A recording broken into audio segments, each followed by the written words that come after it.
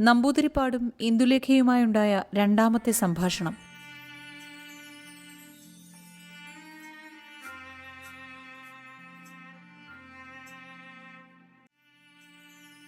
ഒരമണിക്കൂർ നേരമേ നമ്പൂതിരിപ്പാട് ഉറങ്ങിയുള്ളൂ.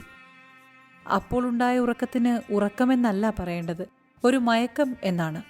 ആ മയക്കം കഴിഞ്ഞ ഉടനെ എണീറ്റിരുന്ന് ഗോവിന്ദനെ വിളിച്ച് രാത്രി പറഞ്ഞതെല്ലാം രണ്ടാമതും പറയിച്ചു. മനസ്സിന് കുറെ സുഖം തോന്നി. നമ്പൂതിരിപ്പാട്: ചെറുശ്ശേരി എവിടെയാണ് കിടക്കുന്നത്? ഉണർന്നുവോ? ഗോവിന്ദൻ: കുളിപ്പാൻ പോയി. ഇതിൻ്റെ തെക്കേറയിലാണ് ഉറങ്ങിയത്. ചെറുശ്ശേരി നമ്പൂതിരിയോട് അടിയൻ ഉണർത്തിച്ചതൊന്നും ഇപ്പോൾ അരുളി ചെയ്യരുതേ. നമ്പൂതിരിപ്പാട്: എന്താ വിരോധം? ഗോവിന്ദൻ: സ്ഥിതി ഒന്നറിഞ്ഞിട്ട് മതി എന്ന് അടിയന് തോന്നുന്നു. നമ്പൂതിരിപ്പാട്: മിടുക്കാ, നീ മഹാമിടുക്കം തന്നെ. എന്നാൽ ഈ കാര്യം സ്വകാര്യമായിരിക്കട്ടെ. ഞാൻ ഇന്ദുലേഖയെ ഇന്നുകൂടി ഒന്ന് കാണാം. എന്നിട്ടും അവൾ വശത്തായില്ലെങ്കിൽ ക്ഷണേന മറ്റേ കാര്യം നടന്ന് പുലർകാലെ അവളെയും കൊണ്ടുപോയി കളയാം. ഇന്ദുലേഖയെ തന്നെയാണ് കൊണ്ടുപോയതെന്നേ ഇവിടെ പുറത്താളുകൾ വിചാരിക്കുകയുള്ളൂ. നോം പോയി കഴിഞ്ഞിട്ട് പിന്നെ അറിഞ്ഞോട്ടെ. പിന്നെ അറിയുന്നത് കൊണ്ട് ഒരു കുറവും നോക്കില്ലല്ലോ. ഇന്ദുലേഖയെ തന്നെയാണ് സംബന്ധം കഴിച്ചു കൊണ്ടുപോകുന്നതെന്ന് നീ എല്ലാവരോടും ഭോഷ്കു പറഞ്ഞോ? അഥവാ ഇന്ന് ഞാൻ കാണിപ്പാൻ ഭാവിച്ചിരിക്കുന്ന രസികത്വം കൊണ്ട് ഇന്ദുലേഖ തന്നെ വശത്തായാൽ പിന്നെ അവളെ തന്നെ കൊണ്ടുപോവുകയും ചെയ്യാം, അല്ലേ?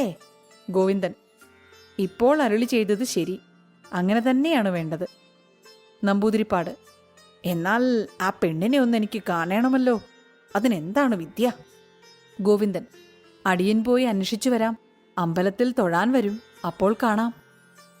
നമ്പൂതിരിപ്പാട്: രസിക കുട്ടി, സമർത്ഥ, അത് തന്നെ നല്ല സമയം. നീ പോയി അന്വേഷിച്ചു വാ. ഗോവിന്ദൻ ഉടനെ പോയി അന്വേഷിച്ചപ്പോൾ കല്യാണിക്കുട്ടി സ്ത്രീകളുടെ കുളപ്പുരയിൽ കുളിക്കുന്നത് കണ്ടു. ഉടനെ ഓടി വന്ന് നമ്പൂതിരിപ്പാടെ അറിയിച്ചു. നമ്പൂതിരിപ്പാട് പെടഞ്ഞെണീറ്റ് കുളത്തിലേക്ക് പുറപ്പെട്ടു. നമ്പൂതിരിപ്പാട്ടിലെ അപ്പോഴത്തെ വേഷം ബഹുലഘുവാണ്. ഒരു പട്ടുക്കരമുണ്ട് മുലയ്ക്കുമേൽ ചുറ്റി ഉടുത്തതും മെതിയടിയും മാത്രമേ ഉള്ളൂ. എന്റെ വായനക്കാർക്ക് കല്യാണിക്കുട്ടിയെക്കുറിച്ച് അവളുടെ പേര് പീഠികയിൽ വായിച്ച അറിവ് മാത്രമേ ഉള്ളൂ. ഈ കുട്ടി ശീനുപ്പട്ടരുടെ മകളാണെന്നും 13 വയസ്സ് പ്രായമാണെന്നും കൂടി അറിഞ്ഞിരിക്കാം. അവൾ നല്ല സുമുഖിയായ ഒരു പെങ്കിടാവ് തന്നെയാണെങ്കിലും ഇന്ദുലേഖയോടും മറ്റും സാമ്യമാണെന്നോ അതിലൊരു ശതാംശം സൗന്ദര്യമുണ്ടെന്നോ ശങ്കിച്ചു പോവരുതേ. അത് കഥ വേറെ, ഇതു വേറെ. കല്യാണിക്കുട്ടി ശുദ്ധ മലയാള സമ്പ്രദായ പ്രകാരം വളർത്തിയ ഒരു പെണ്ണായിരുന്നു. എഴുതാനും വായിപ്പാനും അറിയാം, കുറേശ്ശെ പാടാം. ഇത്ര മാത്രമേ വിദ്യാപരിചയമുള്ളൂ. കണ്ടാൽ സുമുഖിയാണ്. 13 വയസ്സിൽ മലയാളത്തിൽ ചില സ്ത്രീകൾക്ക് പ്രസവം കൂടി കഴിയുന്നുണ്ടെങ്കിലും കല്യാണിക്കുട്ടിക്ക് ശരീരപ്രകൃതി കൊണ്ടും യൗവനം ഉദിച്ചു എന്നേ പറഞ്ഞുകൂടൂ. ആകപ്പാടെ ലജ്ജാരസം ആധിക്യമായി കാണപ്പെടുന്ന ഒരു സാധുക്കുട്ടിയാണെന്ന് മാത്രമേ എനിക്ക് പറവാനുള്ളൂ. ഇവൾ കുളിച്ചു തോർത്തി തലമുടി വേർപെടുത്തും കൊണ്ട് കുളപ്പുരയിൽ നിന്ന് പുറത്തേക്ക് വരുമ്പോഴാണ് നമ്പൂതിരിപ്പാട്ടിന്റെ അഭിമുഖമായ എഴുന്നള്ളത്ത്. കണ്ട ഉടനെ ഇവൾ കുളപ്പുരയിലേക്ക് തന്നെ മാറി നിന്നു. നമ്പൂതിരിപ്പാടാണെന്ന് ശങ്കിച്ചിട്ടേയില്ല. അത് സ്വർണ്ണ വിഗ്രഹമായിട്ടല്ലേ തലേ ദിവസം കണ്ടത്. എന്നാൽ ഏതോ ഒരു പരിചയമില്ലാത്ത ആളാണെന്ന് വിചാരിച്ച് കല്യാണിക്കുട്ടി അകത്തേക്ക് തന്നെ മാറി നിന്നതാണ്. നമ്പൂതിരിപ്പാട് അങ്ങനെ വിടുന്ന ആളോ? ഒരിക്കലുമല്ല. നേരെ ചെന്ന് കുളപ്പുരയിൽ കടന്നു നോക്കി കണ്ടു. തിരിഞ്ഞു ഗോവിന്ദനെ നോക്കി അസല് കുട്ടി എന്ന് പറഞ്ഞു. അപ്പോഴേക്ക് ഗോവിന്ദൻ ചെറുശ്ശേരി കുളിച്ചു വരുന്നത് കണ്ട് കുളപ്പുരയിൽ നിന്ന് പുറത്തേക്ക് ചാടിയത് ചെറുശ്ശേരിയുടെ മുമ്പിൽ നേരെ കുറുക്കി വെടിവെച്ചതുപോലെ. ചെറുശ്ശേരി നമ്പൂതിരി: ഇതെന്ത് കഥ? കുളിക്കാറായോ? നമ്പൂതിരിപ്പാട്: ആയി. ചെറുശ്ശേരി നമ്പൂതിരി: ഇത്ര നേരത്തെയോ? നമ്പൂതിരിപ്പാട്: അതെ. ചെറുശ്ശേരി നമ്പൂതിരി: എന്നാൽ എന്താണ് കുളപ്പുരയിൽ നിന്ന് പുറത്തേക്ക് വന്നത്? നമ്പൂതിരിപ്പാട്: മൂത്രശങ്കയ്ക്ക്. ഗോവിന്ദൻ: നീരാട്ടുകുളി മറ്റേ കുളപ്പുരയിലാണ് നല്ലത്. നമ്പൂതിരിപ്പാട്: എന്നാൽ അങ്ങോട്ട് തന്നെ പോവാം. ചെറുശ്ശേരി അമ്പലത്തിൽ പോയി ജപിച്ചോളൂ എന്നു പറഞ്ഞ് വലിയ കുളപ്പുരയിലേക്ക് നമ്പൂതിരിപ്പാട് വളരെ ഒരു ഘനഭാവം നടിച്ചും കൊണ്ട് ഗോവിന്ദനോട് കൂടെ പോയി. ചെറുശ്ശേരിക്ക് ആകപ്പാടെ നമ്പൂതിരിപ്പാട് പറഞ്ഞത് ബോധിച്ചില്ല. നമ്പൂതിരിപ്പാട് സാധാരണ 8 മണിക്ക് എണീക്കാറുള്ളൂ. കുളി സാധാരണ 10 മണി കഴിഞ്ഞിട്ടേ ഉള്ളൂ. കുളിപ്പാൻ വരുന്നതിന് മുമ്പ് പല്ലുതേപ്പും മറ്റും കഴിയും. ഇന്ന് ആ വിധമൊന്നുമല്ല കണ്ടത്. കിടന്നുറങ്ങിയ ദിക്കിൽ നിന്ന് ബന്ധപ്പെട്ടെണീറ്റ് മണ്ടി വന്നതുപോലെയാണ് കണ്ടത്. പിന്നെ സ്ത്രീകൾ കുളിക്കുന്ന കുളപ്പുരയിൽ നിന്നാണ് പുറത്തേക്ക് ചാടി വന്നത്. തലേ ദിവസം കുളിച്ച കുളപ്പുര കടന്നു പോരണം ഈ കുളപ്പുരയിലേക്ക് വരുവാൻ. പിന്നെ മൂത്രശങ്കയ്ക്ക് പുറത്തു വന്നപ്പോൾ ഗോവിന്ദൻ മറ്റേ കുളപ്പുരയ്ക്ക് തന്നെ പോവാമെന്ന് പറഞ്ഞു. ഇതൊക്കെ ആലോചിച്ച് ഇതിലെന്തോ ഒരു വിദ്യയുണ്ട്, എന്താണെന്നറിഞ്ഞില്ലല്ലോ എന്ന് വിചാരിച്ച് ചെറുശ്ശേരി നമ്പൂതിരി കുറേ ദൂരം നടന്നു. തിരിഞ്ഞു നോക്കിയപ്പോൾ ഒരു പെൺകിടാവ് ആ കുളപ്പുരയിൽ നിന്ന് ഇറങ്ങി പുറത്തു വന്ന് അമ്പലത്തിലേക്ക് വരുന്നത് കണ്ടു. ശരി, ചെറുശ്ശേരിക്ക് മനസ്സിലായി. ഉടനെ അടുക്കെ കണ്ട ഒരാളോട് ചോദിച്ചപ്പോൾ ആ കുട്ടി പഞ്ചുമേനവന്റെ മരുമകളാണെന്നും അറിഞ്ഞു. അതിബുദ്ധിമാനായ ചെറുശ്ശേരി ക്ഷണേന വളരെ എല്ലാം മനസ്സുകൊണ്ട് ഗണിച്ചു. ഇതിലെന്തോ ഒരു വിശേഷ വിധിയുണ്ട്, ഇന്ദുലേഖയുടെ പാപമോചനമായി എന്ന് തോന്നുന്നു എന്നു വിചാരിച്ച് മനസ്സുകൊണ്ടൊന്ന് ചിറിച്ച് മണ്ഡപത്തിൽ ജപിക്കാൻ പോയിരുന്നു. നമ്പൂതിരിപ്പാട് ഗോവിന്ദനോട്, എനിക്ക് പൂർണ്ണ സമ്മതം, ബഹു സന്തോഷം. ഇന്ദുലേഖ എനിക്ക് വേണ്ട. ഗോമാംസം തിന്നുന്നവരുടെ ഭാഷ പഠിച്ച ആ അധിക പ്രസംഗിയെ എനിക്കു വേണ്ട. ഇവൾ നല്ല കുട്ടി, പ്രായം ബഹുവിശേഷം. എനിക്ക് ഈ പ്രായത്തിലുള്ള സ്ത്രീകളെയാണ് ഈയിടെ ആഗ്രഹം. ഗോവിന്ദ, ക്ഷണം പോയി ഉത്സാഹിച്ചോ. ഇന്ദുലേഖയെ കാണണ്ട എന്ന് വെച്ചാൽ എന്താ? ഗോവിന്ദൻ, എന്താണ് ഇങ്ങനെ അരുളി ചെയ്തത്? നേരത്തെ അരുളി ചെയ്തത് മറന്നുവോ? ഇന്ദുലേഖയെ തന്നെയാണ് സംബന്ധം കഴിച്ചു കൊണ്ടുപോകുന്നതെന്ന് എല്ലാവർക്കും എഴുന്നള്ളുന്നത് വരെയെങ്കിലും തോന്നണം എന്നല്ലേ അരുളി ചെയ്തത്. പിന്നെ ഇപ്പോൾ ഇങ്ങനെ അരുളി ചെയ്താലോ? ഇത് മഹാഗോപ്യമായിരിക്കണമെന്നല്ലേ അരുളി ചെയ്തത്? നമ്പൂതിരിപ്പാട്, ഹാ സമർത്ഥ സമർത്ഥ, രസിക, നീയാണ് സമർത്ഥൻ. ഞാൻ അല്പം അന്താളിച്ചു. ഒരക്ഷരം ഇനി ഞാൻ പറയുകയില്ല. എല്ലാം നീ പറയുന്നത് പോലെ. പൊയ്ക്കോ, പോയി എല്ലാ ചട്ടം ചെയ്തോ. ഇന്ദുലേഖയെ കണ്ടു കളയാം. പക്ഷേ ഒരു ദോഷമാണുള്ളത്. അവളെ കാണുമ്പോൾ എനിക്ക് വേറെ ഒരു സ്ത്രീയും വേണ്ടെന്ന് തോന്നി ഭ്രാന്തു പിടിക്കുന്നു. എന്തു ചെയ്യട്ടെ? പോകുന്നതുവരെ എനിക്ക് കാണാതെ കഴിച്ചാൽ മനസ്സിന് ബഹുസുഖം ഉണ്ടാവും. അതാണ് ഞാൻ പറഞ്ഞത്. ഗോവിന്ദൻ, തിരുമനസ്സുകൊണ്ട് നല്ല ധൈര്യമായി ഉറപ്പിക്കണം. എത്ര പെണ്ണുങ്ങളുണ്ട് ലോകത്തിൽ. ഇവിടുത്തെ തിരുമേനി ഒന്ന് കണ്ടാൽ മതി എന്ന് വിചാരിച്ചിരിക്കുന്നു. നമ്പൂതിരിപ്പാട്, ഹാ സമർത്ഥ, ഞാൻ ധൈര്യമായിരിക്കും. ഇന്ദുലേഖയും ഒരു പുല്ലും എനിക്ക് സമം. നീ പോയി ശ്രമിച്ചോ, വളരെ ഗോപ്യമായിരിക്കട്ടെ. ഗോവിന്ദൻ അവിടെ നിന്ന് പോയി. ഈ കാര്യത്തിലേക്ക് ശ്രമിക്കാനായിട്ട് ആരോടാണ് പറയേണ്ടത്, എന്താണ് പറയേണ്ടത് എന്ന് ആലോചിച്ച് അങ്ങട്ടും ഇങ്ങട്ടും നടന്നു വലഞ്ഞു. ആരോടും പറയാൻ ധൈര്യമായില്ല. ഗോവിന്ദന് വഷളത്വമുണ്ടെങ്കിലും നല്ല സാമർഥ്യവുമുണ്ട്. ഈ കാര്യം നമ്പൂതിരിപ്പാട് പൊയ്ക്കഴിഞ്ഞ ശേഷമേ പൊതുവിൽ അറിയാവൂ എന്നാണ് അവന്റെ ആഗ്രഹം. അതുകൊണ്ട് കേശവൻ നമ്പൂതിരിയോടുകൂടി പറവാൻ ധൈര്യമുണ്ടായില്ല. നമ്പൂതിരിപ്പാട് നേരത്തെ ഭക്ഷണവും മറ്റും കഴിഞ്ഞ് ഇന്ദുലേഖയെ കാണാൻ പൂവരങ്ങിലെത്തി. ഇവിടെ നമ്പൂതിരിപ്പാട്ടിനെക്കുറിച്ച് ഒരു വാക്ക് നന്നായിട്ട് എനിക്ക് പറവാനുണ്ട്. ചെറുശ്ശേരി നമ്പൂതിരി എത്ര വിദ്യ നോക്കിയിട്ടും ഗോവിന്ദന്റെ ഉപദേശം മുറുകെ പിടിച്ച് ഈ കല്യാണിക്കുട്ടിയുടെ സംബന്ധാലോചനയെപ്പറ്റി ഇതുവരെ ലേശം പോലും ചെറുശ്ശേരി നമ്പൂതിരി അറിയിച്ചിട്ടില്ല. പിന്നെ ഒരു കാര്യം കൂടി ഉപദേശപ്രകാരം നടന്നിട്ടുണ്ട്. ഊണ് കഴിഞ്ഞ് മഠത്തിന്റെ കോലാമ്പൽ ഉലാത്തിക്കൊണ്ടിരിക്കുമ്പോൾ സേവകന്റെ ഭാവത്തിൽ നടന്നിരുന്ന ശീനുപട്ടരുമായി നമ്പൂതിരിപ്പാട് താഴെ കാണിക്കുന്ന ഭാവത്തിൽ ഒരു സംഭാഷണമുണ്ടായി. നമ്പൂതിരിപ്പാട്, എന്താണ് ശീനു, കാര്യമെല്ലാം ഇന്ന് തന്നെ ചട്ടമായാൽ നാളെ രാവിലെ പുറപ്പെടാമായിരുന്നു. ശീനുപട്ടർ, അതിനെന്താണ് വിഘ്നം, ഒക്കെ ചട്ടമല്ലേ. ശീനുപട്ടര് പൂവരങ്ങിൽ അകത്തു വർത്തമാനം ഒന്നും അറിഞ്ഞിട്ടില്ല. പിന്നെ അന്നത്തെ ഷണ്ഠ കഴിഞ്ഞ ശേഷം പട്ടര് പൂവരങ്ങിലോ പൂവള്ളി വീട്ടിലോ എങ്ങും കണ്ടുപോവരുത്, കണ്ടാൽ ആ കോമട്ടിയെ തല്ലണമെന്ന് പഞ്ചുമേനോൻ പറഞ്ഞതിനാൽ കുറേ ദിവസമായി പൂവള്ളി വീട്ടിൽ കടക്കാറേയില്ല. അതുകൊണ്ട് ഇയാൾ അവിടെ നടന്ന യാതൊരു വിവരങ്ങളും ശരിയായി അറിഞ്ഞിട്ടില്ലായിരുന്നു. നമ്പൂതിരിപ്പാട്, എല്ലാം ചട്ടമായെന്ന് തന്നെ പറയാം. ദിവസം ഇന്നു തന്നെയോ എന്ന് മാത്രം അന്വേഷിക്കണം. ഇന്നു തന്നെയാക്കണം. ശീനുപട്ടർ, അതാണ് നല്ലത്. ശുഭസ്യ ശീക്രം. നമ്പൂതിരിപ്പാട്, ഇന്ദുലേഖയ്ക്ക് കയറാൻ പല്ലക്കിവിടെ ഉണ്ടല്ലോ. ശീനുപട്ടർ, 4-5 പല്ലക്ക് ഹാജരുണ്ട്. ശീനുപട്ടരുമായി ഇത്രത്തോളം സംസാരം കഴിഞ്ഞിട്ടാണ് നമ്പൂതിരിപ്പാട് പൂവരങ്ങിലേക്ക് പുറപ്പെട്ടത്. കാക്കയുടെ കഴുത്തിലെ മണി പോലെ നമ്പൂതിരിപ്പാട് പറഞ്ഞ വാക്ക് അമ്പലത്തിലും കൊളവക്കിലും മഠത്തിലും വഴിയിലും ശീനുപട്ടര് 10-ന് 16 പറഞ്ഞുകൊണ്ട് നടന്നു. അന്ന് ക്ഷേത്രത്തിൽ ചുരുങ്ങിയിട്ടൊരടിയന്തിരമുണ്ടായിരുന്നു. അതിന് കുറേ നമ്പൂതിരിമാരും പട്ടന്മാരും കൂടിയിട്ടുണ്ടായിരുന്നു. അവിടെ വച്ചും ശീനുപട്ടര് ഇന്ദുലേഖയുടെ പാണിഗ്രഹണം അന്ന് രാത്രി ഉണ്ടാവുമെന്ന് ഘോഷിച്ചു. ആ കൂട്ടത്തിൽ അപ്പോൾ ഉണ്ടായിരുന്നതിൽ ശങ്കരശാസ്ത്രികൾക്ക് മാത്രമാണ് ഇത് കേട്ടപ്പോൾ അധികവും വ്യസനമായത്. ഇന്ദുലേഖയ്ക്ക് എഴുത്തുകൊടുത്തു എന്ന് തലേ ദിവസം വൈകുന്നേരം നമ്പൂതിരിപ്പാട്ടിലെ ചോദ്യത്തിന് സമാധാനമായി അമ്പലത്തിൽ വെച്ച് ഗോവിന്ദൻ ഉറക്കെ വിളിച്ചു പറഞ്ഞു കേട്ടപ്പോൾ തന്നെ കുഞ്ഞിക്കുട്ടിയമ്മ തന്നോട് തലേ ദിവസം പറഞ്ഞ പ്രകാരം കാര്യം നിശ്ചയിച്ചു പോയി എന്ന് ശാസ്ത്രികൾ ഉറച്ചിരുന്നു. ഇപ്പോൾ ശീനുപ്പട്ടര് കൂടി അന്ന് രാത്രി അടിയന്തരമാണെന്ന് തീർച്ച പറഞ്ഞപ്പോൾ ശാസ്ത്രികൾ സംശയമെല്ലാം വിട്ട് ഒരു ദീർഘനിശ്വാസം ചെയ്തു. കഷ്ടം, ഇത്ര അന്തസ്സാരവിഹീനയായ ഒരു സ്ത്രീയെ ഞാൻ ഇത്ര ബുദ്ധിശാലിയെന്ന് ഇത്രനാളും വിചാരിച്ചുവല്ലോ. 5 നിമിഷം സംസാരിച്ചാൽ ഈ നമ്പൂതിരിപ്പാട് പടുവങ്കനും കേവലം സ്ത്രീജിതനായ ഒരു അമര്യാദക്കാരനുമാണെന്ന് എത്ര താണതരം ബുദ്ധിയുള്ളവർക്കും കൂടി അറിയാൻ കഴിയുമല്ലോ. ഇന്ദുലേഖയ്ക്ക് കഴിയുമോ എന്നുള്ളതിന് സംശയമുണ്ടോ? എന്നിട്ട് ഇന്ദുലേഖ മന്മഥ സദൃശനായ അതിബുദ്ധിമാനായി തന്നിൽ അത്യനുരാഗത്തോടു കൂടിയിരിക്കുന്ന മാധവനെ വിട്ട് പടുവങ്കനായ അശ്വമുഖൻ നമ്പൂതിരിയുടെ ഭാര്യയായി ഇരിക്കാമെന്ന് നിശ്ചയിച്ചുവല്ലോ. കഷ്ടം, ഇതിന് ദ്രവ്യത്തിന്മേലുള്ള മോഹമെന്നല്ലാതെ വേറെ ഒന്നും പറവാൻ കണ്ടില്ല എന്നും മറ്റും ശങ്കരശാസ്ത്രി വിചാരിച്ചും കൊണ്ട് ഭക്ഷണം കഴിച്ച് മാധവന്റെ അച്ഛനുമായി ഒന്ന് കാണണമെന്ന് നിശ്ചയിച്ച് ഗോവിന്ദപ്പണിക്കരുടെ വീട്ടിലേക്ക് ചെന്നു. അവിടെ ചെന്നപ്പോൾ അദ്ദേഹം തലേ ദിവസം വൈകുന്നേരം പൊൽപ്പായിക്കളത്തിലേക്ക് പോയിരിക്കുന്നുവെന്നും പിറ്റേ ദിവസം രാവിലേക്ക് എത്തുകയുള്ളൂ എന്നും കേട്ടു. അതും ഒരു കുണ്ഠിതമായി. ശാസ്ത്രികൾ ആ വീട്ടിൽ കോലാമൽ പടിയിൽ കിടന്നുറങ്ങി. നമ്പൂതിരിപ്പാട് ഭക്ഷണം കഴിഞ്ഞ് പൂവരങ്ങിലെത്തിയെന്ന് പറഞ്ഞിട്ടുണ്ടല്ലോ. ചെറുശ്ശേരി നമ്പൂതിരിയും കേശവൻ നമ്പൂതിരിയും കൂടെ തന്നെ ഉണ്ടായിരുന്നു. നാലുകെട്ടിലെത്തിയ ഉടനെ നമ്പൂതിരിപ്പാട് ഒരു കസാലമേൽ അവിടെ ഇരിക്കുകയും കേശവൻ നമ്പൂതിരി നമ്പൂതിരിപ്പാട് വന്ന വിവരമറിയിപ്പാൻ ഇന്ദുലേഖയുടെ മാളികയിന്മേലേക്ക് പോകുകയും ചെയ്തു. കേശവൻ നമ്പൂതിരിക്ക് ഇന്ദുലേഖയുടെ മാളികയിലേക്ക് കയറുവാൻ ധൈര്യം വന്നില്ല. കോണി പകുതിയോളം കയറും, പിന്നെ ഇങ്ങോട്ട് തന്നെ ഇറങ്ങും, പിന്നെയും കയറും, പിന്നെയും ഇറങ്ങും.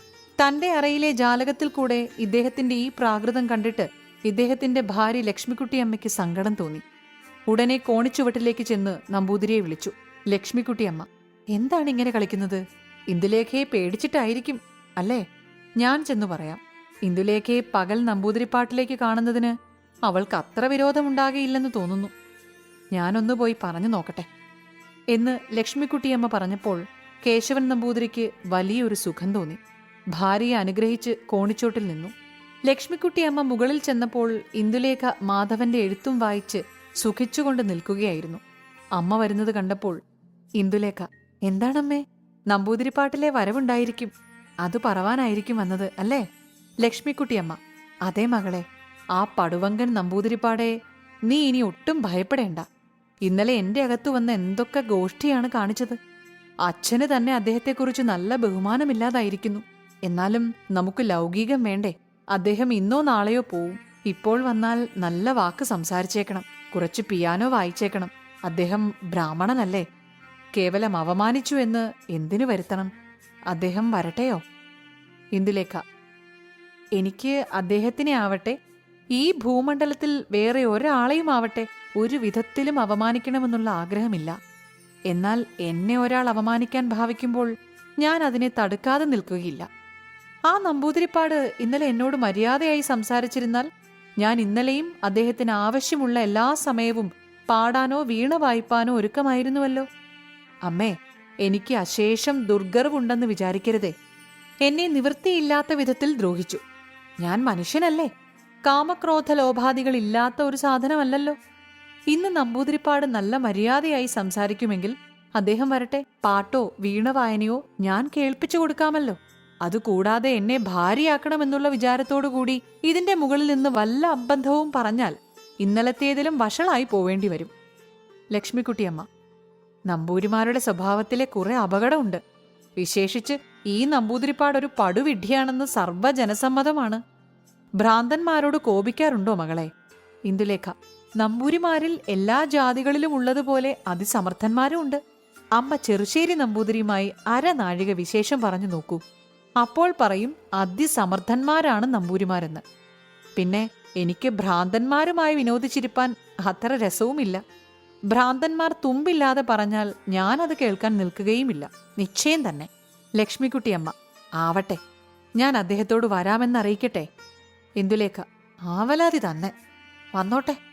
എന്നോട് ഇന്നലത്തെ മാതിരി സംസാരം തുടങ്ങിയാൽ ഞാൻ ഇന്നലത്തെ മാതിരി തന്നെ കാണിക്കും. ലക്ഷ്മിക്കുട്ടിയമ്മ, ആവട്ടെ, അദ്ദേഹം ഒന്ന് വന്നു പോവട്ടെ അല്ലേ? ഇന്ദുലേഖ, ഓഹോ. ലക്ഷ്മിക്കുട്ടിയമ്മ ചിറിച്ചും കൊണ്ട് താഴത്തിറങ്ങുമ്പോൾ സാധു കേശവൻ നമ്പൂതിരി മുമ്പ് നിന്നിരുന്ന സ്ഥലത്തു തന്നെ മുഖം മേൽപോട്ട് പൊന്തിച്ച് ദൃഷ്ടികൾ മേൽപോട്ടാക്കി വരുന്നതും നോക്കിക്കൊണ്ട് ഒരു വിഗ്രഹം കൊത്തിവെച്ചതുപോലെ നിൽക്കുന്നു. കേശവൻ നമ്പൂതിരി, സമയമായോ? ഞാൻ വരാൻ അറിയിക്കട്ടെ? ലക്ഷ്മിക്കുട്ടിയമ്മ, ഓഹോ, വന്നോട്ടെ. പിന്നെ ഇന്നലത്തെ മാതിരി ഇന്ദുലേഖയോട് ഗോഷ്ഠിയൊന്നും പറയരുതെന്ന് നമ്പൂതിരിപ്പാടോട് പറയണം. അല്ലെങ്കിൽ ഇന്നലത്തെ പോലെ തന്നെയല്ല. കേശവൻ നമ്പൂതിരി, ഇപ്പോൾ വരാൻ പറയാമോ? ലക്ഷ്മിക്കുട്ടിയമ്മ: പറയാം. കേശവൻ നമ്പൂതിരി ഇന്ദുലേഖയെ വിവരമറിയിപ്പാൻ പോയ ശേഷം നമ്പൂതിരിപ്പാട് ചെറുശ്ശേരിയോട് തന്റെ സമീപം ഇരിക്കാൻ പറയുകയും അദ്ദേഹം ഇരിക്കുകയും ചെയ്തു. അതിന്റെ ശേഷം താഴെ പറയുന്ന ഒരു ചുരുങ്ങിയ സംഭാഷണം ഇവർ തമ്മിലുണ്ടായി. ഈ പ്രാവശ്യം ഇന്നത്തെ പോലെ കേശവൻ നമ്പൂതിരി മാളികയിൽ പോയി വരാത്തതിനാൽ നമ്പൂതിരിപ്പാട്ടിലേക്ക് അശേഷം ബദ്ധപ്പാടുണ്ടായിരുന്നില്ല. താൻ ഇന്ദുലേഖയുടെ മാളിക മുകളിൽ പോയാൽ എന്തൊക്കെയാണ് ഖനം നടിക്കേണ്ടതെന്ന് വിചാരിച്ചുറയ്ക്കാൻ തുടങ്ങി. നമ്പൂതിരിപ്പാട്ടിലെ വിചാരം ഞാൻ ഇന്നലെ കണ്ടപ്പോഴേക്ക് ഭ്രമിച്ചു പരവശനായി എന്ന് ഇന്ദുലേഖയ്ക്ക് തോന്നിപ്പോയി.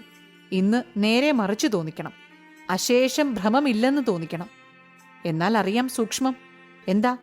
ഇവളെ അത്ര ഭ്രമിക്കാൻ ഗോമാംസ ബുക്കുകളുടെ ഭാഷ പഠിച്ച തണ്ടുതപ്പിപ്പെണ്ണിനെ മഹാകുബേരനായ ഞാനെന്താണ് ഭ്രമിക്കാൻ? പണം കൊടുത്താൽ ഏത് പെണ്ണിനെ കിട്ടാത്തു? എത്ര സ്ത്രീകളെ ഞാൻ ഭാര്യയാക്കി വെച്ചു, എത്ര ഉപേക്ഷിച്ചു, ഇനി എത്ര വെപ്പാൻ പോകുന്നു. ഈ ഒരു പെൺകിടാവിനെ ഭ്രമിച്ചിട്ട് വിഡ്ഢിത്വം കാണിക്കുന്നത് മഹാകുറവ് തന്നെ. ഇന്ന് കണ്ടോട്ടെ, അനങ്ങുകയില്ല. ബഹുഘനം, ഘനം, സകലതും ഘനമായിട്ട് തന്നെ. നിൽക്കുമ്പോഴും ഇരിക്കുമ്പോഴും നോക്കുമ്പോഴും സംസാരിക്കുമ്പോഴും എപ്പോഴും ഘനം. ഇന്ദുലേഖ ഭയപ്പെട്ടു പോണം. കണ്ടുകൊള്ളട്ടെ, ഇത്ര കുറുമ്പ് ഇന്ദുലേഖയ്ക്കുണ്ടെങ്കിൽ അശേഷം ഞാനും കുറയുകയില്ല. ആരാണ് തോൽക്കുക? കാണാമല്ലോ. പെണ്ണു പേടിച്ചു വിറച്ച് കാൽക്ക വന്നു വീഴും. സംശയമോ? എങ്ങനെ വിചാരിച്ച് ജയിച്ചു എന്നുറച്ച് നമ്പൂതിരിപ്പാടൊന്ന് ചിറിച്ചു. ചെറുശ്ശേരി നമ്പൂതിരിക്ക് ഈ നമ്പൂതിരിപ്പാട്ടിന്റെ പലവിധ ഗോഷ്ഠികൾ ആകപ്പാടെ കണ്ടിട്ടും ഇന്ദുലേഖയുടെ മനസ്സിനുണ്ടായ കുണ്ഠിതത്തെ ഓർത്തും തന്റെ സ്വജാതിയിൽ ശ്ലാഘ്യനും അതിദ്രവ്യസ്ഥനുമായ ഒരു ദേഹം ഈ വിധം പരമവിടനും വിഡ്ഢിയുമായി തീർന്നുവല്ലോ എന്ന് വിചാരിച്ച് ആ സമയം നമ്പൂതിരിപ്പാട്ടിനെപ്പറ്റി കേവലം ഒരു പരിഹാസമല്ല ഉണ്ടായത്, ക്രോധസമ്മിശ്രമായ ഒരു ദുഃഖരസമാണുണ്ടായത്. കഷ്ടം! ഇത്ര സമ്പത്തോടും കുലശ്ലാഘ്യതയോടും ഇരിക്കുന്ന ഇദ്ദേഹത്തിന് പൂർണ്ണ യൗവനം കഴിയുന്നതുവരെ യോഗ്യതയുള്ള ഒരു സ്ത്രീയെ ഭാര്യയാക്കി വെക്കാൻ കഴിയാതെ ശുദ്ധ വ്യഭിചാരികളായ സ്ത്രീകളിൽ പ്രവേശിച്ച് ബുദ്ധിക്ക് ഇത്ര ചാബല്യം വരുത്തി ഏത് സുഖത്തിന് ഇദ്ദേഹം ഇത്രയെല്ലാം ആഗ്രഹിക്കുന്നുവോ ആ സുഖം വഴിപോലെ അനുഭവിക്കാനുള്ള ശക്തിയും ശുദ്ധമായ രുചിയും ദുഷ്ടപ്രവൃത്തികൾ നിമിത്തം കേവലം നശിപ്പിച്ച് ഈ സ്ഥിതിയിൽ ഇദ്ദേഹത്തെ കാണാറായല്ലോ എന്നിങ്ങനെ വിചാരിച്ച് ചെറുശ്ശേരി നമ്പൂതിരി വളരെ വ്യസനിച്ചു. ചെറുശ്ശേരി നമ്പൂതിരി ഇങ്ങനെ വിചാരിച്ച സമയം തന്നെയാണ് നമ്പൂതിരിപ്പാടും മേൽപ്പറഞ്ഞ പ്രകാരം ഖനം നടിച്ചിരുന്നതും ഖനം നടിച്ച് അവസാനിച്ച ശേഷം ഉടനെ തന്റെ ഈ ഖനത്തെപ്പറ്റി ചെറുശ്ശേരി ഒന്ന് അറിയിക്കണമെന്നും നിശ്ചയിച്ച് നമ്പൂതിരിപ്പാട് താഴെ പറയും പ്രകാരം പറഞ്ഞു. നമ്പൂതിരിപ്പാട്: എനിക്ക് സ്ത്രീകളെ വളരെ ഭ്രമമാണെന്ന് ചെറുശ്ശേരിക്ക് തോന്നുന്നുണ്ടായിരിക്കാം. ഈ ചോദ്യം കേട്ടപ്പോൾ ചെറുശ്ശേരിക്ക് അല്പം ക്രോധമാണുണ്ടായത്. എങ്കിലും ബുദ്ധിമാനായ അദ്ദേഹം അത് മനസ്സിലാക്കി താഴെ പറയുന്ന പ്രകാരം കുറെ ഗൗരവത്തോടെ മറുപടി പറഞ്ഞു. ചെറുശ്ശേരി നമ്പൂതിരി: സ്ത്രീകളെ പുരുഷന്മാർക്ക് ഭ്രമമുണ്ടാവുമെന്ന് ഞാൻ വിചാരിക്കുന്നു. എന്നാൽ ആ ഭ്രമം ഏറെയും കുറയുമായി ചിലപ്പോൾ അബദ്ധമായും വന്നേക്കാമെന്നും എനിക്ക് തോന്നുന്നു. നമ്പൂതിരിപ്പാട്: ഭ്രമിക്കുന്നതിൽ എന്താണ് അബദ്ധവും സുബദ്ധവും? ചെറുശ്ശേരി നമ്പൂതിരി: വളരെയുണ്ട്. സ്ത്രീ പുരുഷന്മാർക്ക് അന്യോന്യം അനുരാഗം സമമായിട്ടുണ്ടായിട്ട് അന്യോന്യം ഭ്രമിച്ചാൽ അത് സുബദ്ധമായ ഭ്രമം എന്ന് ഞാൻ പറയും. സ്ത്രീ പുരുഷന്മാർക്ക് അന്യോന്യം അനുരാഗമില്ലാതെ ഒരാൾ മാത്രം മറ്റേയാളെ ഭ്രമിച്ചു കാംക്ഷിക്കുകയും മറ്റേയാൾക്ക് അശേഷം അനുരാഗമില്ലാതിരിക്കുകയും ചെയ്താൽ ആ ഭ്രമത്തിന് അബദ്ധഭ്രമമെന്നാണ് ഞാൻ പേരിടുന്നത്. നമ്പൂതിരിപ്പാട്: രാവണന് രംഭയിലുണ്ടായ ഭ്രമം അബദ്ധമാണോ? ചെറുശ്ശേരി നമ്പൂതിരി: രംഭയോട് അന്വേഷിക്കണം. രംഭ രാവണന്റെ ഭ്രമത്തെ അനുകരിച്ച് അങ്ങട്ടും ഭ്രമിച്ചുവോ എന്ന് ഞാൻ അറിഞ്ഞിട്ടില്ല. നമ്പൂതിരിപ്പാട്: ഓ, രാവണന് രംഭയെ സാധിച്ചിരിക്കുന്നു. ചെറുശ്ശേരി നമ്പൂതിരി: സാധിച്ചിരിക്കാം. നമ്പൂതിരിപ്പാട്: അപ്പോൾ അതെങ്ങനെ സാധിച്ചു? ചെറുശ്ശേരി നമ്പൂതിരി: അബദ്ധമായ അനുരാഗം ഒരിക്കലും സഫലമാവുകയില്ലെന്ന് ഞാൻ പറയുന്നില്ല. ഒരു സ്ത്രീയുമായി സഹവാസത്തിന് സാധിക്കുന്നത് സ്ത്രീക്ക് അനുരാഗം ഉണ്ടായിരുന്നാൽ മാത്രമേ പാടുള്ളൂ എന്നില്ലല്ലോ. ഒരു സ്ത്രീയുമായി സഹവാസത്തിന് സാധിക്കുന്നത് സ്ത്രീക്ക് അനുരാഗം ഉണ്ടായിരുന്നാൽ മാത്രമേ പാടുള്ളൂ എന്നില്ലല്ലോ. നമ്പൂതിരിപ്പാട്: അങ്ങനെ ഇല്ലേ? ചെറുശ്ശേരി നമ്പൂതിരി: ഇല്ല. നമ്പൂതിരിപ്പാട്: എന്നാൽ ചെറുശ്ശേരി പറഞ്ഞത് എനിക്ക് ഒട്ടും മനസ്സിലായില്ല. അബദ്ധമായ ഭ്രമം സാധിക്കില്ല എന്നല്ലേ പറഞ്ഞതിപ്പോൾ? ചെറുശ്ശേരി നമ്പൂതിരി: അങ്ങനെ ഞാൻ പറഞ്ഞിട്ടില്ല. കള്ളന്മാർക്കും കവർച്ചക്കാർക്കും ചിലപ്പോൾ വിചാരിച്ച പോലെ മുതൽ കവർന്നുകൊണ്ടു പോവാൻ സാധിക്കുന്നില്ലേ? അതുപ്രകാരം അനുരാഗമില്ലാത്ത സ്ത്രീയെയോ പുരുഷനെയോ സാധിച്ചു എന്ന് വരാം. എന്നാൽ ഒരു ഭാഗം അനുരാഗമില്ലാതിരിക്കുമ്പോൾ അങ്ങനെ സാധിപ്പാൻ ശ്രമം ചെയ്ത് സാധിക്കുന്നത് നിസ്സാരമായ പ്രവൃത്തിയാണ്. നമ്പൂതിരിപ്പാട്: എന്താണ് നിസ്സാരം? ചെറുശ്ശേരി നമ്പൂതിരി: സാരമില്ലാത്തത് തന്നെ. അങ്ങനെ സാധിക്കുന്നതിൽ ഒരു സാരവുമില്ല. അങ്ങനെ പ്രവർത്തിക്കുന്ന പുരുഷനോ സ്ത്രീയോ മൃഗപ്രായം, പശുക്കൾ, ശ്വാക്കൾ ഇവകളെപ്പോലെ. നമ്പൂതിരിപ്പാട്: എന്നാൽ രാവണൻ എന്തിന് സീതയെ ഭ്രമിച്ചു? സീതയ്ക്ക് രാവണനിൽ ഭ്രമമില്ലെന്നല്ലേ രാമായണത്തിൽ പറഞ്ഞിട്ടുള്ളത്? ചെറുശ്ശേരി നമ്പൂതിരി: അതെ, അങ്ങനെ തന്നെ. രാവണന് സീതയിൽ കാംക്ഷയുണ്ടായി. സീതയ്ക്ക് രാവണനിൽ അനുരാഗം അശേഷമില്ലെന്ന് രാവണൻ അറിഞ്ഞതിനാൽ അനുരാഗം ഉണ്ടാക്കി തീർക്കാൻ വളരെയെല്ലാം രാവണൻ ശ്രമിച്ചു. ഫലിച്ചില്ല. പിന്നെ സീതയിൽ വിരോധമായി. രാവണൻ ഇത് നിമിത്തം നശിച്ചു. എങ്കിലും അനുരാഗം സീതയ്ക്ക് തന്നിൽ ഉണ്ടാവുന്നതിന് മുമ്പ് സീതയുമായി രമിപ്പാൻ രാവണന് മനസ്സുണ്ടായില്ല. രാവണൻ പല ദോഷങ്ങളുള്ളവനാണെങ്കിലും ബുദ്ധിക്ക് കേവലം രസികത്വമില്ലാത്തവനാണെന്ന് സീതയുമായി ഉണ്ടായതായി രാമായണത്തിൽ കാണിച്ചിട്ടുള്ള സംവാദങ്ങളിൽ നിന്ന് എനിക്ക് തോന്നുന്നില്ല. നമ്പൂതിരിപ്പാട്: എന്നാൽ ഒരു സ്ത്രീയെ കണ്ട് ഭ്രമിച്ചാൽ രാവണൻ ചെയ്തിടത്തോളം എല്ലാം ചെയ്യാമല്ലോ. ചെറുശ്ശേരി നമ്പൂതിരി: രാവണൻ അനുഭവിച്ചതുപോലെയുള്ള കഷ്ടങ്ങളെല്ലാം അനുഭവിപ്പാൻ ഉറച്ചാലും രാവണനെപ്പോലെ ശക്തി ഉണ്ടായാലും അങ്ങനെ ചെയ്യാം. നമ്പൂതിരിപ്പാട്: ശരി, സമ്മതിച്ചു. എന്നാൽ ഒരു പുരുഷൻ ഒരു സ്ത്രീയെ കണ്ട് കലശലായ ഭ്രമമുണ്ടായി. ആ സ്ത്രീക്ക് ഈ പുരുഷനിൽ അശേഷം ഭ്രമമുണ്ടായതുമില്ല. ഇങ്ങനെ വന്നാൽ ആ പുരുഷന്റെ ഭ്രമനിവൃത്തിക്ക് എന്തു മാർഗമാണുള്ളത്? ചെറുശ്ശേരി നമ്പൂതിരി: ഭ്രമം എന്ന് ഇവിടുന്ന് പറയുന്നതിന്റെ താല്പര്യം എനിക്ക് നല്ലവണ്ണം മനസ്സിലായില്ല. ആഗ്രഹം എന്നാണ് ഈ വാക്കിന് അർത്ഥം ഉദ്ദേശിച്ചത് എന്ന് വരികയിൽ സ്ത്രീക്ക് ഇങ്ങോട്ട് ആഗ്രഹമില്ലെന്നറിഞ്ഞാൽ പുരുഷൻ ധൈര്യത്തിൽ തനിക്ക് അങ്ങോട്ടുള്ള ആഗ്രഹത്തെ ജയിച്ച് ആ സ്ത്രീയുമായുള്ള സുഖാനുഭവത്തിൽ ഉണ്ടാവുന്ന കാംക്ഷയെ ത്യജിക്കണം. നമ്പൂതിരിപ്പാട്: എന്തിനു കാംക്ഷ വിടുന്നു? കിട്ടുമോ എന്ന് പരീക്ഷിക്കണ്ടേ? ചെറുശ്ശേരി നമ്പൂതിരി: കിട്ടുമോ എന്നല്ല പരീക്ഷിക്കേണ്ടത്, അനുരാഗം ഉണ്ടാകുമോ എന്നാണ് പരീക്ഷിക്കേണ്ടത്. ഉണ്ടാവുന്നില്ലെങ്കിൽ ഉപേക്ഷിച്ചാൽ മതി. നമ്പൂതിരിപ്പാട്: ഇങ്ങട്ട് ഭ്രമമില്ലെങ്കിലും സാധ്യമായാലോ? ചെറുശ്ശേരി നമ്പൂതിരി: അങ്ങനെ സാധിപ്പാൻ ഇച്ഛിക്കുന്നവർ മൃഗപ്രായമെന്ന് ഞാൻ പറഞ്ഞില്ലേ? നമ്പൂതിരിപ്പാട്: ഇത് ചെറുശ്ശേരി പറയുന്നത് കുറേ വിഡ്ഢിത്വമാണെന്ന് എനിക്ക് തോന്നുന്നു. പുരുഷൻ ഇഷ്ടപ്രകാരം ഒരു സ്ത്രീയെ സാധിക്കുന്നുവെങ്കിൽ പിന്നെ ആ സ്ത്രീക്ക് ആ പുരുഷനോട് ഇങ്ങോട്ട് ഭ്രമമുണ്ടായിരുന്നുവോ ഇല്ലയോ എന്ന് എന്തിനു ചിന്തിക്കണം? ചെറുശ്ശേരി നമ്പൂതിരി: ഞാൻ പറഞ്ഞു മനസ്സിലാക്കാം.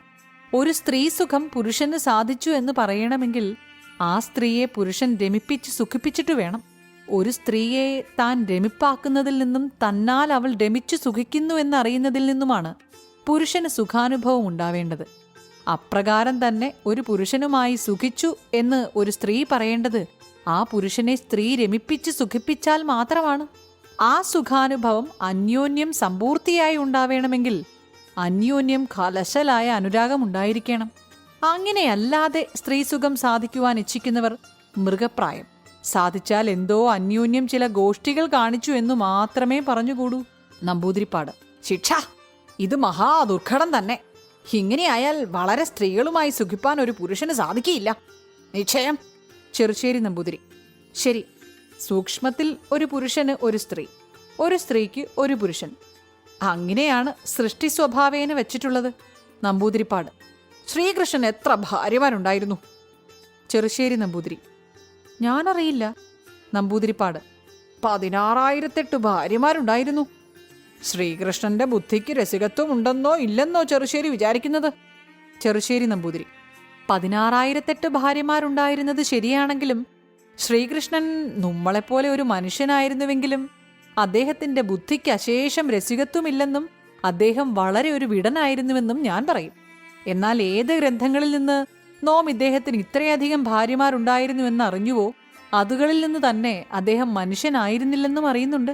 ശ്രീകൃഷ്ണൻ ഗോവർദ്ധന പർവ്വതം ഇടത്തെ കൈകൊണ്ടെടുത്ത് പൊന്തിച്ച് 7 ദിവസം കൊടപോലെ പിടിച്ച് ഗോക്കളെയും ഗോപന്മാരെയും രക്ഷിച്ചതായും ക്ഷേളപാനം കൊണ്ട് മരിച്ചുപോയ പല ജീവികളെയും തന്റെ കടാക്ഷത്താൽ ജീവിപ്പിച്ചതായും മറ്റു മനുഷ്യശക്തികൾക്ക് അസാധ്യമായ അനേകം പ്രവൃത്തികൾ ചെയ്തതായും ഈ ഗ്രന്ഥങ്ങളിൽ നിന്ന് കാണുന്നുണ്ട്.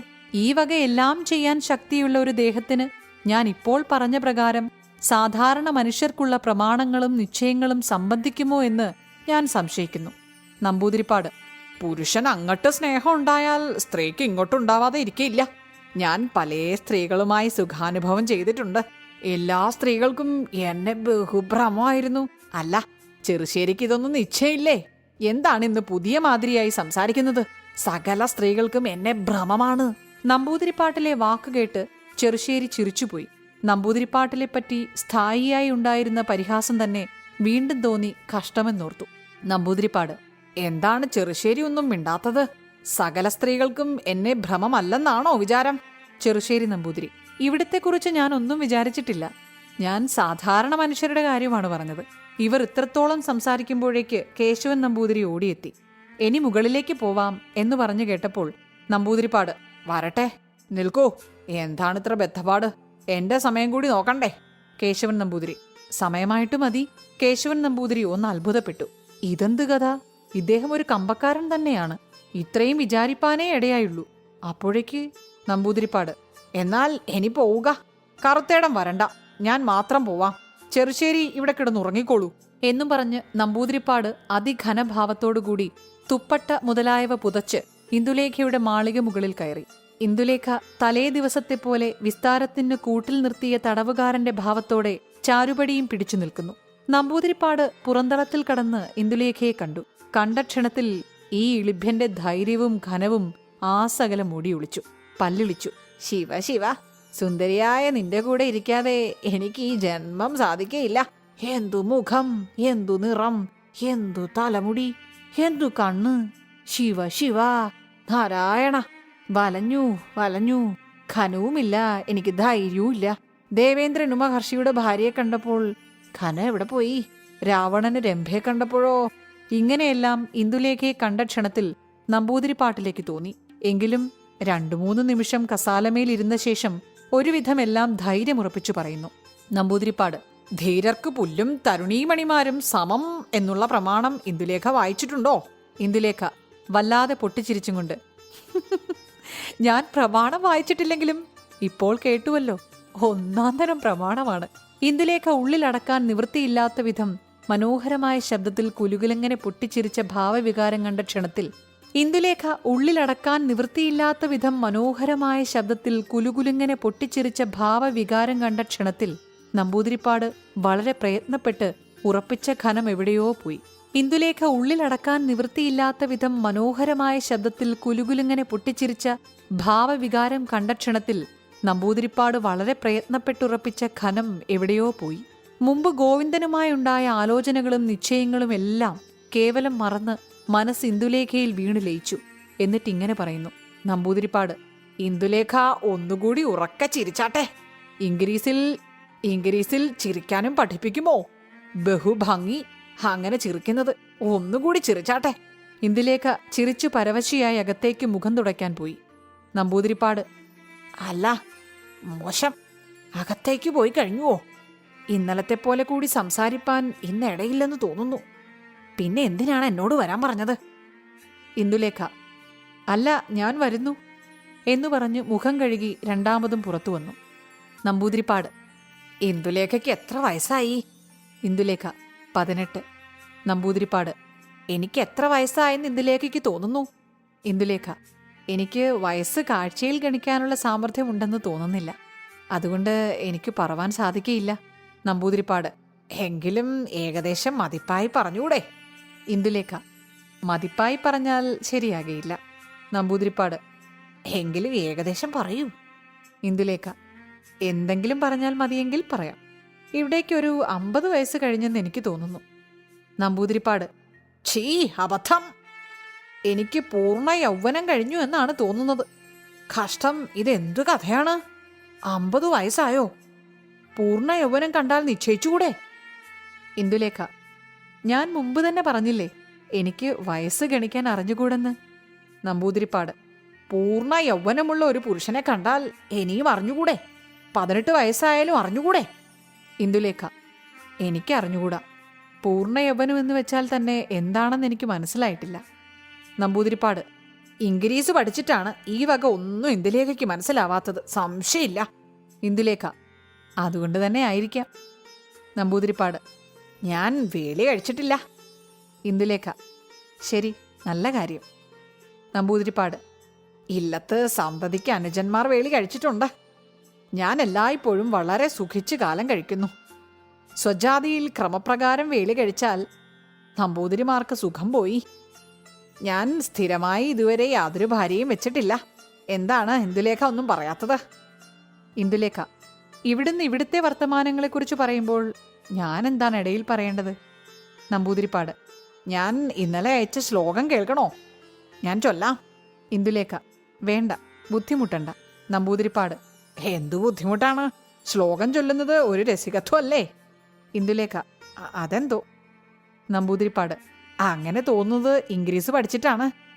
ഇന്ദുലേഖ: ആയിരിക്കാം. നമ്പൂതിരിപ്പാട്: ഇംഗ്ലീഷ് പഠിച്ചാൽ ശൃംഗാരം ഉണ്ടാവില്ല, നിശ്ചയം. ഇന്ദുലേഖ: അതെ, ഉണ്ടാകേയില്ല. നമ്പൂതിരിപ്പാട്: ഇന്ദുലേഖയ്ക്ക് നല്ല ശൃംഗാരമുണ്ട്. ഇന്ദുലേഖ: ഇല്ലെന്നാണ് എനിക്ക് തോന്നുന്നത്. നമ്പൂതിരിപ്പാട്: നൈഷധം പഠിച്ചിട്ടുണ്ടോ? ഇന്ദുലേഖ: ഇല്ല. നമ്പൂതിരിപ്പാട്: നൈഷധമല്ലേ പെണ്ണുങ്ങൾ പഠിക്കേണ്ടത്? നൈഷധത്തിൽ ഒരു ശ്ലോകം ചൊല്ലട്ടെ? ഇന്ദുലേഖ: വേണ്ട, വെറുതെ ബുദ്ധിമുട്ടണ്ട. നമ്പൂതിരിപ്പാട്: അതെന്ത് കഥയാണ്? ശ്ലോകം ചൊല്ലാൻ ഭാവിക്കുമ്പോൾ എല്ലാം എന്താണ് ബുദ്ധിമുട്ടണ്ട എന്ന് പറയുന്നത്? ഇന്ദുലേഖ: ബുദ്ധിമുട്ടുണ്ടാക കൊണ്ട് തന്നെ. നമ്പൂതിരിപ്പാട്: ഇന്ദുലേഖയ്ക്ക് കല്ലുപതിച്ച തോടയാണ് നല്ല ചേർച്ച. ഇന്ദുലേഖ: ശരി. നമ്പൂതിരിപ്പാട്: ഇന്ദുലേഖയ്ക്ക് കല്ലുപതിച്ച തോടയുണ്ടോ? ഇന്ദുലേഖ: എൻ്റെ കൈവശമില്ല. നമ്പൂതിരിപ്പാട്: ഞാൻ ഒരു ജോഡ് പണിയിക്കാം. വിശേഷമായ കല്ലുകൾ എൻ്റെ പക്കലുണ്ട്. ഇന്ദുലേഖ: എനിക്കു വേണ്ടി പണിയിക്കാൻ ആവശ്യവും സംഗതിയുമില്ല. നമ്പൂതിരിപ്പാട്: ഞാൻ ഇവിടെ വന്നത് എനിക്ക് എഴുത്തയച്ചിട്ടാണ്. ഇന്ദുലേഖ: ശരി. നമ്പൂതിരിപ്പാട്: പഞ്ചു പറഞ്ഞിട്ട് കറുത്തേടം എഴുതി അയച്ചു, എന്നിട്ടാണ് വന്നത്. ഇന്ദുലേഖ: ശരി. നമ്പൂതിരിപ്പാട്: ബാന്ധവത്തിന് വരാനാണ് എഴുതിയിരുന്നത്. ഇന്ദുലേഖ: ആരെ? കേശവൻ നമ്പൂതിരിയെ ബാന്ധവിക്കാനാണോ? നമ്പൂതിരിപ്പാട്: നേരം പോക്ക് പോട്ടെ, എനിക്ക് വളരെ വ്യസനമുണ്ട്. ഇന്ദുലേഖ: ശരി. നമ്പൂതിരിപ്പാട്: എന്താണ് വ്യസനമുള്ളത് ശരിയെന്നോ? ഇന്ദുലേഖ: അങ്ങനെയല്ലേ പറഞ്ഞത്? നമ്പൂതിരിപ്പാട്: ഈ വെച്ചിരിക്കുന്ന വലിയ പെട്ടി എന്താണ്? സംഗീതപ്പെട്ടിയോ? ഇന്ദുലേഖ: അതെ. നമ്പൂതിരിപ്പാട്: ഇതിന്റെ വിദ്യ ഒന്ന് കേൾപ്പിച്ചു തരാമോ? ഇന്ദുലേഖ: അങ്ങനെ തന്നെ എന്ന് പറഞ്ഞ് പിയാനോ വായിപ്പാൻ ആരംഭിച്ചു. ഇന്നലത്തെയും ഇന്നത്തെയും സംഭാഷണത്തിൽ ഇന്ദുലേഖയുടെ ഭാവം കേവലം രണ്ടു വിധമായിട്ടാണെന്ന് എന്റെ വായനക്കാർക്ക് തോന്നാം. ഇന്നലെ ഇന്ദുലേഖയ്ക്ക് ഇദ്ദേഹത്തിന്റെ സ്വഭാവവും അവസ്ഥയും ഇന്നത്തെ പോലെ മനസ്സിലായിരുന്നില്ല. തന്നെ തട്ടിപ്പറിച്ചു കൊണ്ടുപോവാൻ അതികുബേരനായ ഒരു മനുഷ്യൻ വന്ന് പരീക്ഷിക്കാൻ പോകുന്നതിലുള്ള പുച്ഛവും ക്രോധവും ഇന്നലെ കലശലായിരുന്നു. ഇന്നേക്ക് ആ സ്ഥിതി മാറിപ്പോയി. തന്റെ വലിയച്ഛന് തന്നെ ഇദ്ദേഹത്തിന്മേൽ നല്ല അഭിപ്രായമില്ലെന്നും ഇനി ഇദ്ദേഹത്തെ തന്റെ നേരെ കൊണ്ടുവന്ന് പരീക്ഷിക്കയില്ലെന്നും ഇന്ദുലേഖ അറിഞ്ഞു. പിന്നെ ഇദ്ദേഹത്തിന് തന്നെ ഇന്ദുലേഖയെ കിട്ടുകയില്ലെന്നുള്ള ഒരു വിശ്വാസവും വന്നു തുടങ്ങിയെന്ന് ഇദ്ദേഹത്തിന്റെ വാക്കിൽ തന്നെ അറിയാറായി. അതുകൊണ്ട് ഇന്നേക്ക് ആകപ്പാടെ നമ്പൂതിരിപ്പാട്ടിലെ കഥ ഒരു പരിഹാസയോഗ്യമായി തീർന്നു. എന്നല്ല, ഇന്ദുലേഖയ്ക്ക് ഇദ്ദേഹത്തിന്റെ ബുദ്ധിശക്തിയുടെ ഒരു ശക്തിയില്ലായ്മയും ചാബല്യവും കണ്ടിട്ട് കുറെ ഒരു പരിതാപവും ഉണ്ടായില്ലെന്നില്ല. ഏതുവിധവും ഇന്ദുലേഖയ്ക്ക് നമ്പൂതിരിപ്പാട്ടിലെ ബുദ്ധിയുടെ സ്വഭാവം കണ്ടിട്ട് ഒരു ദയയാണ് ഇന്നത്തെ സംസാരം കഴിഞ്ഞ ശേഷമുണ്ടായത്. ഇദ്ദേഹം ഇങ്ങനെ അറിവില്ലാത്തവനായി പോയല്ലോ എന്ന് തോന്നി. പിയാനോ വായന തുടങ്ങിയപ്പോഴേക്ക് മാളികയുടെ ചുവട്ടിൽ മിറ്റത്തും മതിലിന്മേലും കുളവക്കിലും മനുഷ്യർ കൂടി തുടങ്ങി. മുമ്പത്തെ പോലെ ചില പട്ടന്മാരും മറ്റും മുകളിലേക്ക് വായന കേൾക്കാൻ കയറുവാൻ ചെന്നപ്പോൾ കേശവൻ നമ്പൂതിരി കോണിക്കൽ ഒരു പാറാവുകാരന്റെ നിലയിൽ നിന്ന് ആരും കയറണ്ട കയറണ്ട എന്ന് പറഞ്ഞ് ആട്ടിപ്പായിച്ചു. അതുകൊണ്ട് ആട്ടുകൊണ്ട കൂട്ടർ കുളക്കടവിൽ വന്ന് കേശവൻ നമ്പൂതിരിയെയും മറ്റും ശകാരം തുടങ്ങി. ഒരു പട്ടര് പകൽ സമയം ഭാര്യയും ഭർത്താവും കൂടി ഇരിക്കുന്ന അകത്ത് പാട്ട് കേൾക്കാൻ പോയാൽ എന്തൊരു വിരോധമാണടോ. ഒരു നായര് നമ്പൂതിരിപ്പാട്ടിലേക്ക് വേറെ ആൾ കടന്നു ചെല്ലുന്നതും ഇഷ്ടമായിരിക്കില്ല. പിന്നെ എന്തിനു നോം അദ്ദേഹത്തെ മുഷിപ്പിക്കുന്നു? ഒരു പട്ടര് എന്താണ് മറ്റൊരാൾ ഇന്ദുലേഖയുടെ പാട്ട് കേട്ടുപോയാൽ നമ്പൂതിരിപ്പാട്ടിലേക്ക് ഇത്ര ഛേദം? ഒരു നമ്പൂതിരി പുതിയ ഭാര്യയല്ലേ, അങ്ങനെ ഇരിക്കും. ഇങ്ങനെ ആളുകൾ ഘോഷം കൂട്ടിക്കൊണ്ടിരിക്കുമ്പോൾ ശങ്കരശാസ്ത്രികൾ ഉണർന്ന് ഗോവിന്ദ പണിക്കരുടെ വീട്ടിൽ നിന്നിറങ്ങി പതുക്കെ അമ്പലത്തിലേക്ക് പുറപ്പെട്ടു. ആളുകൾ വഴിയിൽ വെച്ച് മേൽ കാണിച്ച പ്രകാരം പറയുന്നതും ഘോഷം കൂട്ടുന്നതും കേട്ടു. ഇന്ദുലേഖയുടെ മാളിക മുകളിൽ നിന്ന് പിയാനോ വായിക്കുന്നതും കേട്ടു. ഒന്നും മിണ്ടാതെ നേരെ അമ്പലത്തിലേക്ക് നടന്നു പോകും വഴി ഗോവിന്ദൻകുട്ടി മേനോനെ അന്വേഷിച്ചു. ഗോവിന്ദ പണിക്കരോടുകൂടി പൊയ്പായിക്കളത്തിലേക്ക് പോയിരിക്കുന്നുവെന്ന് കേട്ട് ശാസ്ത്രികൾ ബഹുവ്യസനത്താൽ പരവശനായി അമ്പലത്തിൽ പോയി കിടന്നു. നാട്ടിലേക്ക് അന്ന് തന്നെ പോണമെന്ന് ഉറച്ചു. ഒരു 10 നിമിഷം പിയാനോ വായന കഴിഞ്ഞ ശേഷം നമ്പൂതിരിപ്പാട്. ഇനി മതിയാക്കാം. ക്ഷീണം ഉണ്ടാവും. ഓമനയായ കൈകൊണ്ട് എത്ര നേരം അധ്വാനിക്കാം. ഇന്ദുലേഖ പുച്ഛിച്ചൊന്നു നോക്കി. നമ്പൂതിരിപ്പാട് തന്റെ വെള്ളിച്ചില്ലവും സ്വർണ്ണ പനീർ വീശിക്കുപ്പിയും കൊണ്ടുവരാൻ പറഞ്ഞു. കൊണ്ടുവന്ന ശേഷം ഇന്ദുലേഖയോട് നമ്പൂതിരിപ്പാട്, ഈ പെട്ടിയൊന്ന് നോക്കൂ, നല്ല മാതിരിയോ? ഇന്ദുലേഖ പെട്ടി വാങ്ങി നോക്കി. പനീർ വീശിയും വാങ്ങി നോക്കി. വളരെ ഭംഗിയുണ്ട് എന്ന് പറഞ്ഞ് താഴത്തു വെച്ചു. നമ്പൂതിരിപ്പാട്, ഇത് ആവശ്യമുണ്ടെങ്കിൽ എടുക്കാം. ഇന്ദുലേഖ, എനിക്ക് ആവശ്യമില്ല. നമ്പൂതിരിപ്പാട്, എടുക്കാം, വിരോധമില്ല. ഇന്ദുലേഖ, എനിക്ക് ആവശ്യമില്ല. നമ്പൂതിരിപ്പാട്, ഞാൻ ഇന്ദുലേഖയെ അല്ലാതെ വേറെ ഒരു സ്ത്രീയെയും കാമിക്കയില്ല. ഇന്ദുലേഖ, അങ്ങനെ തന്നെ. നമ്പൂതിരിപ്പാട്, ഓ, അത് സമ്മതിച്ചോ? ഇന്ദുലേഖ, സമ്മതം. നമ്പൂതിരിപ്പാട് ചിരിച്ചെണീറ്റ് നിന്നു. മേൽപ്പട്ടയ്ക്കൊന്ന് ചാടി. ഇന്ദുലേഖ, ഇതെന്ത് ഗോഷ്ഠിയാണ്? നമ്പൂതിരിപ്പാട്, ഗോഷ്ഠിയോ? മഹാഭാഗ്യമായിരിക്കുന്നു എനിക്ക്. ഞാൻ നൃത്തം ചെയ്യട്ടെ. എനിക്ക് ഇന്ദുലേഖയെ കിട്ടിയില്ലേ? എന്റെ കാര്യം സാധിച്ചില്ലേ? ഇന്ദുലേഖ, ഈ വക ഗോഷ്ഠികൾ പറയരുതേ. ഞാൻ ഈ ജന്മം അങ്ങേ ഭാര്യയായി ഇരിക്കേയില്ല. എന്നെ അങ്ങുന്ന് ആഗ്രഹിക്കുന്നുണ്ടെങ്കിൽ അതിന് ഞാൻ വിചാരിച്ചാൽ നിവൃത്തിയില്ല. അങ്ങുന്ന് ഇനി മേലിൽ എന്നോട് ഈ വക ഒരു വാക്കു പറഞ്ഞാൽ ഞാൻ അങ്ങേ ഒരിക്കലും കാണുകയുമില്ല. എനിക്ക് പ്രവൃത്തികളുണ്ട് എന്നും പറഞ്ഞ് ഇന്ദുലേഖ അകത്തേക്ക് പോയി. നമ്പൂതിരിപ്പാട് ക്ഷണത്തിൽ ചുവട്ടിലേക്ക് ഇറങ്ങിപ്പോരുകയും ചെയ്തു. കോണി ഇറങ്ങിക്കഴിയുന്നതുവരെ കഷ്ടിച്ച് സങ്കടമുണ്ടായിരുന്നുവോ? സംശയം. അപ്പോഴേക്ക് മനസ്സിൽ ഒന്നാമത് ലക്ഷ്മിക്കുട്ടി അമ്മയെയും ഉടനെ രണ്ടാമത് രാവിലെ കണ്ട പെണ്ണിനെയും ഓർമ്മ വന്നു. ചുവട്ടിൽ വന്ന ഉടനെ ഗോവിന്ദനെ അന്വേഷിച്ചു. ഗോവിന്ദൻ വന്ന് കുറെ സ്വകാര്യ സംസാരമുണ്ടായി. അതിന്റെ വിവരം. നമ്പൂതിരിപ്പാട്, എന്താണ് ഗോവിന്ദ, എല്ലാം ശട്ടമായോ? ഗോവിന്ദൻ, അടിയൻ ഇതുവരെ ആരോടും പറഞ്ഞിട്ടില്ല. അങ്ങനെ പറയാൻ പാടില്ല. അടിയൻ വിചാരിക്കുന്നത് തിരുമനസ് തന്നെ പഞ്ചുമേനോനെ വിളിച്ച് ഇതിനെപ്പറ്റി സ്വകാര്യമായൊന്ന് അരുളി ചെയ്താൽ ഒരു വിഷമവും ഉണ്ടാവില്ലെന്നാണ്. നമ്പൂതിരിപ്പാട്, എന്നാൽ പഞ്ചുവെ വിളിക്കൂ, പറഞ്ഞു കളയാം. ഇന്ദുലേഖയുടെ കാര്യം തീർച്ചയായി. ഈ ജന്മം അവൾ എന്റെ ഭാര്യയായി ഇരിക്കില്ല പോൽ. ഗോവിന്ദൻ, ശിവ ശിവ, എന്തു ധിക്കാരമാണിത്! ഇങ്ങനെ കുറുമ്പ് പെണ്ണുങ്ങൾക്ക് ഞാൻ കേട്ടിട്ടില്ല. അവളുടെ മുൻപാകെ കല്യാണിയെയും കൊണ്ട് രാവിലെ എഴുന്നള്ളാൻ ദൈവം സംഗതി വരുത്തണം എന്നാണ് അടിയന്റെ പ്രാർത്ഥന. നമ്പൂതിരിപ്പാട്, ശരി സമർത്ഥ, ശരി, പഞ്ചുവെ വിളിക്ക. ഗോവിന്ദൻ, പടിമാളികമേൽ എഴുന്നള്ളിയിരിക്കുന്നതാണ് നല്ലത്. പഞ്ചുമേനവനെ അടിയൻ അവിടെ വിളിച്ചുകൊണ്ടുവരാം. പഞ്ചുമേനവൻ വരുമ്പോൾ ചെറുശ്ശേരി നമ്പൂതിരിയും കേശവൻ നമ്പൂതിരിയും ഒന്നിച്ചരുതേ, ഗോപ്യമായിരിക്കണം എന്നും പറഞ്ഞ് ഗോവിന്ദൻ പഞ്ചുമേനോനെ തിരയാൻ പോയി. നമ്പൂതിരിപ്പാട് കേശവൻ നമ്പൂതിരിയെ വിളിച്ച് താൻ ഇരിക്കുന്ന അറയുടെ തെക്കേ അറയിൽ തന്നെ ഇരിക്കണം. ചില കാര്യങ്ങളെക്കുറിച്ച് സംസാരിക്കാനുണ്ട്. താൻ വിളിക്കുന്നതുവരെ എങ്ങും പോവരുതെന്ന് പറഞ്ഞ് അവിടെ ഇരുത്തി. ഇതും ഗോവിന്ദന്റെ ഒരു വിദ്യ തന്നെയായിരുന്നു. കേശവൻ നമ്പൂതിരി അറയിലിരുന്നു. കുറെ കഴിഞ്ഞപ്പോൾ ഉറങ്ങുകയും ചെയ്തു. ഗോവിന്ദൻ പഞ്ചുമേനോനെ തിരഞ്ഞു പോകുമ്പോൾ സമയം 3 മണിയായിരിക്കുന്നു. പഞ്ചുമേനോൻ ഊണ് കഴിഞ്ഞുറങ്ങുന്നു. ഗോവിന്ദൻ പഞ്ചുമേനവൻ കിടക്കുന്ന അകത്തിന്റെ വാതുക്കൽ പോയി നിന്ന് കുഞ്ഞിക്കുട്ടിയമ്മയെ കണ്ടു. പഞ്ചുമേനോനെ നമ്പൂതിരിപ്പാട് വിളിക്കുന്നുവെന്ന് പറഞ്ഞു. കുഞ്ഞിക്കുട്ടിയമ്മ അകത്തുപോയി ഭർത്താവിനെ വിളിച്ചുണർത്തി. ഉണർത്തിയ ദേഷ്യത്തോടെ പഞ്ചുമേനോൻ, അസത്തെ, എന്തിനെന്നെ ഉപദ്രവിക്കുന്നു? കുഞ്ഞിക്കുട്ടിയമ്മ, നമ്പൂതിരിപ്പാട് വിളിക്കുന്നുണ്ട് പോൽ. പഞ്ചുമേനോൻ, നമ്പൂതിരിപ്പാട്? വിഡ്ഢി നമ്പൂതിരിപ്പാട്, വെറുതെ മനുഷ്യരെ ബുദ്ധിമുട്ടിക്കുന്നു. ഈ അസത്തിന് കടന്നു പോവരുതേ. ഒന്നിനും കൊള്ളാത്ത മനുഷ്യൻ. ആ കേശവൻ നമ്പൂതിരിയെപ്പോലെ ഒരു കഴുതയെ ഞാൻ കണ്ടിട്ടില്ല. കുഞ്ഞിക്കുട്ടിയമ്മ, അങ്ങനെയൊന്നുമില്ല. ഇന്ദുലേഖയും നമ്പൂതിരിപ്പാടും തമ്മിൽ ഇന്ന് വളരെ ഇണങ്ങിയിരിക്കുന്നു.